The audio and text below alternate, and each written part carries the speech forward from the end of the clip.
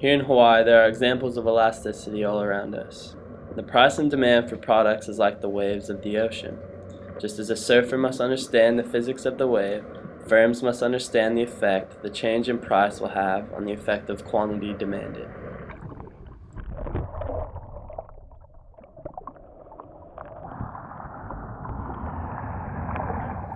Alright guys, we're just going to do a quick review on what the price elasticity of demand is, and that is a relationship between a product's percent change in price compared to the percent change in the quantity demanded. And the formula we use is the percent change quantity demanded over percent change in price.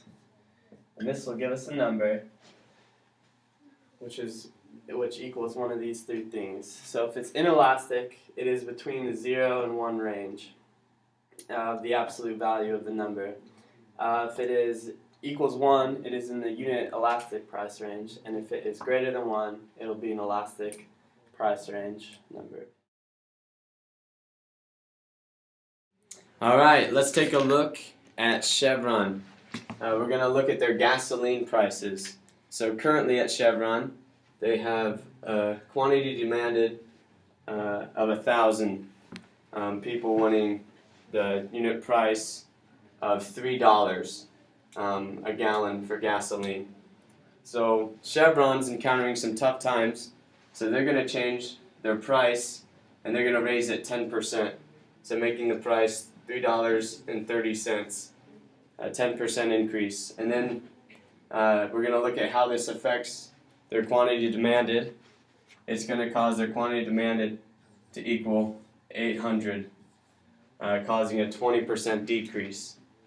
And so if we look at the elasticity of the gasoline, we're going to take the 20% decrease in demand and we'll have that over the 10% increase in price. And this will equal 2. And as we learned earlier, since it is greater than 1, this would be an elastic change in the product gasoline, which causes a negative effect on the overall revenue for Chevron. Now the real question is, why do gasoline products lose money when they raise their prices? This is because gasoline tends to operate in this portion of the demand curve. Now, if gasoline was down here in the demand curve, lower at like 25 cents, it would be a different story. Up here in this area of the graph is where we find our elastic demand.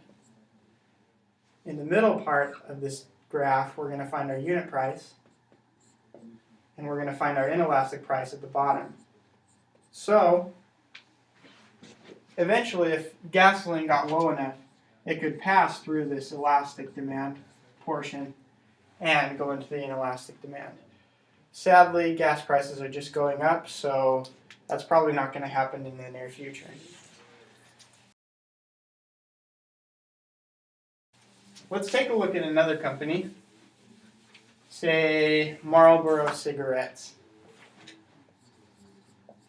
They're going to have a little bit different situation here. Because people, when they start smoking Marlboro cigarettes, they become addicted, and price isn't as much of an issue. It's going to have a little bit more of an inelastic demand. So, here's our cartridge of cigarettes. One cartridge. The price is going to be $4. $4. Now, the quantity demanded at this point is going to be 1,200. We're going to change our price because we have more addicted customers, and we're going to raise it.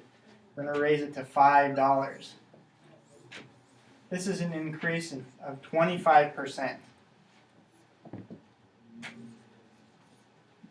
But because of, because this is an inelastic product, our change is only going to result in a loss of 5% or 60 customers. So instead, we're going to have 1,140 customers here, right? We only have a change of 5% in quantity. That's going to result in 1/5 or 0.2 for our elasticity. It would be wise in this case to raise the price of Marlboro cigarettes because people are willing to pay more and their revenues are going to be higher.